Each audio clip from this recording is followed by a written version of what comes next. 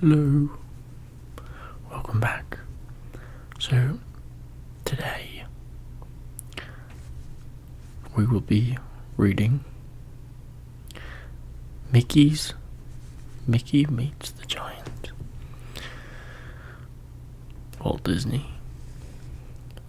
Fun to Read Library Volume 1. Walt Disney's Beginning Reader.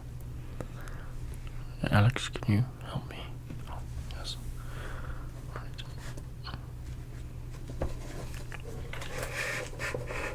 So, today we have Gudmund with us.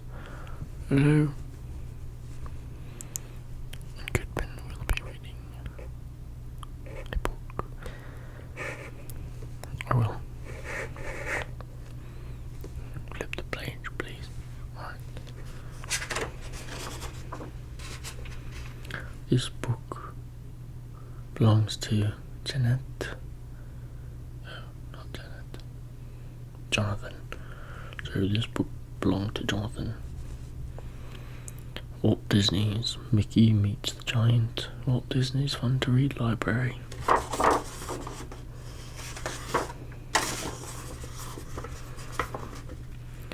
Once upon a time, there lived a brave woodcutter named Mickey. His work took him from place to place. One day he came to a pretty town. It was called Cedar Grove. These hills are just full of sweet-smelling trees, he thought. I can sell the wood. I'll make a lot of money. But first I must be sure my axe is sharp.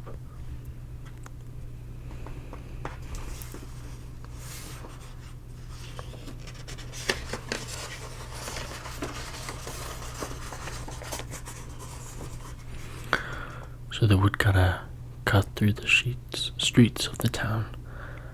There were many people in the street. Everyone looked very upset. Whatever will happen to us? One woman cried. We must find someone who can beat the giant, yelled a man. Why is everyone so afraid of the giant? What has he done? Asked Mickey.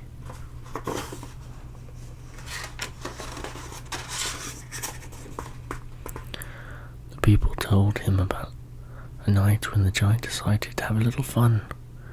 While they lay sleeping, the giant began to whistle.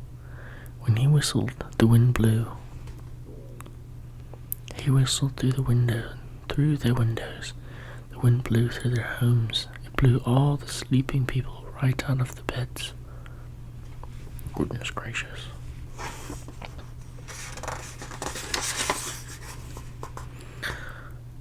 Mickey didn't like the story very much, and he didn't like the next one at all. One day the giant wanted to play. He jumped rope in the fields. They had just been planted. He made footprints all over the fields. That night it rained. The next day the fields were covered with foot-shaped lakes. Goodness gracious.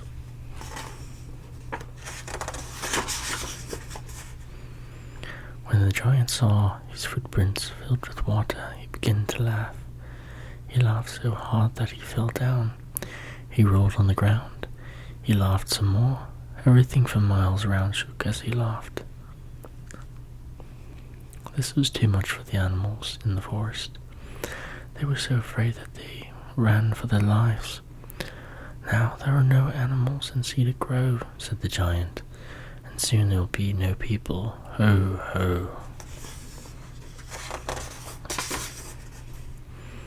What a terrible giant, thought Mickey. Just then a wagon came racing into town. It stopped. The driver jumped to the ground. He told Mickey a story. I was taking my family away from Cedar Grove, but a huge boulder rolled right in the road. It was so big. There was no way around it. I looked up to see where it came from. There stood the giant.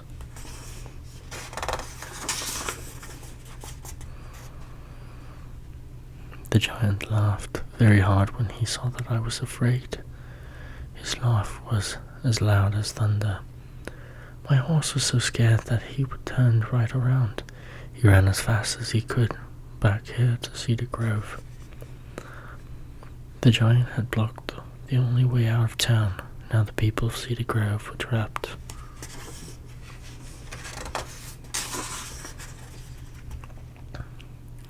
The brave woodcutter had heard enough. "Let me face the giant," he said. "I have beaten bullies before. I'll do it again."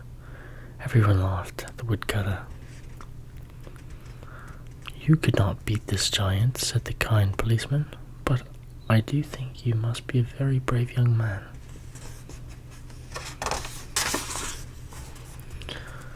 "Stan Doolittle is the man to do this," said the policeman. "I remember the time that Stan ran a mean old bear out of Cedar Grove." Stan stepped to the front. "I will show the giant who's the boss," he said. But it was not long before Stan came running home. He was dripping wet and he was very upset. The giant had picked up poor Stan by his hair. He had dropped Stan right into a cup of tea. I wonder if that's tea.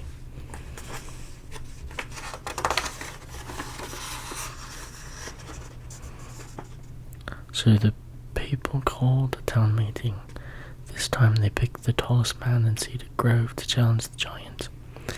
But Tall Tom was not a brave man. He did not want to meet the giant. But at last off he went. "If I was there, I would beat the giant." "You sure about that?"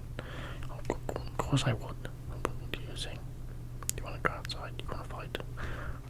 "You should go back to reading the story." Okay. Before the townspeople could count to 3, Tall Tom came running back. I saw the giant break the tallest tree in the forest in 2 pieces. He cried, "I did not want that to happen to me." The people in the town did not know what to do next.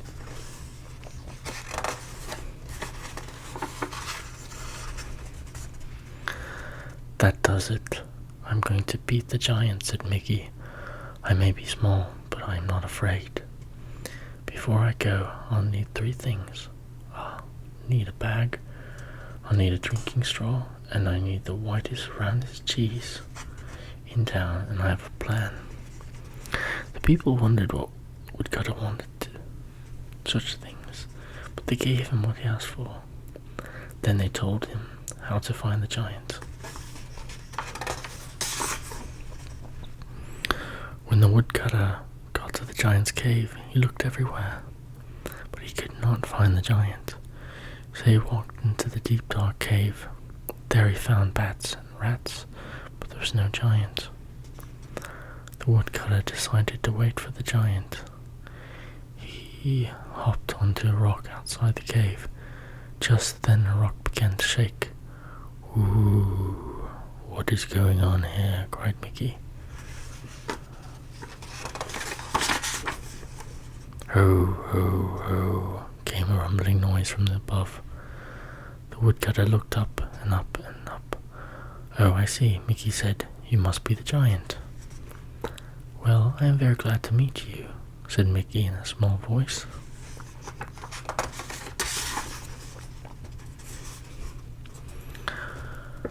"You mean you're not afraid of me?" asked the giant. "Afraid of you? Why, I'm here to challenge you," said Mickey. "Ho, ho, ho," thundered the giant. Bigger men than you have tried to beat me. They have failed. I'll just have to show you how strong I am."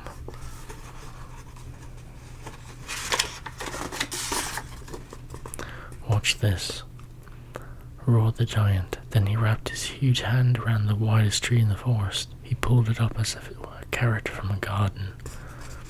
And he said. Then he pounded his huge hand on the ground. The ground came apart. It became deep, long canyon.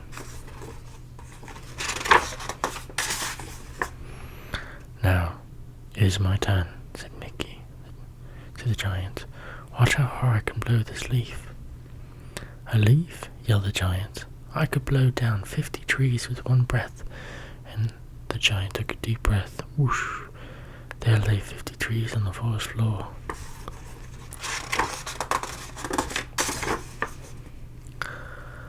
Mickey now knew his plan would work. Not bad, he told the giant. Now it is my turn. Watch how far I can throw this stone. That is just a pebble, said the giant. Step aside, the giant. Step aside. The giant bent down to pick up a boulder. That is such a tiny rock, cried Mickey. Why not throw the one over there? Mickey pointed to the very boulder that was blocking the road to the Cedar Grove. The giant gathered all his strength and he threw that boulder far, far away. Now the road was not blocked. My plan is working better than I hoped, Mickey thought. He reached down into his bag. He pulled out the straw. Watch this, he said to the giant. I'm going to drink all the water in this pond. Straws and ponds are for weaklings, said the giant. I can drink a lake. Can you drink all those foot-shaped lakes in the planting fields? Asked Mickey. Watch me, said the giant. And with that he drank all the water in each of the lake. In each and every lake.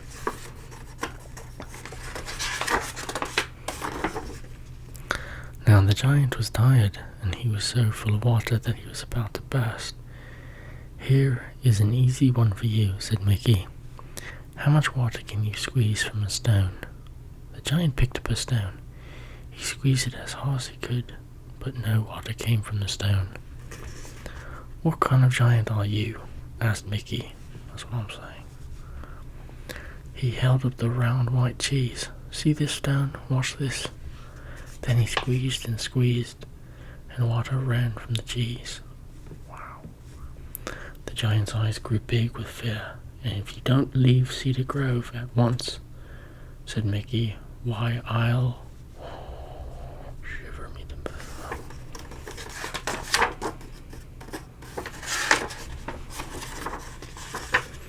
The giant turned and ran. Mickey smiled to himself. His plan had worked. He had stood up to the giant, and he had made the giant put right all of the wrong things he had done. Quickly he went back to town. He told the people what he had done. They cheered Mickey for his courage. He became the hero of the town.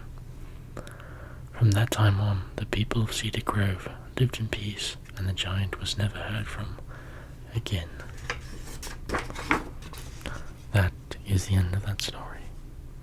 I hope you guys liked it. Gudmund, out.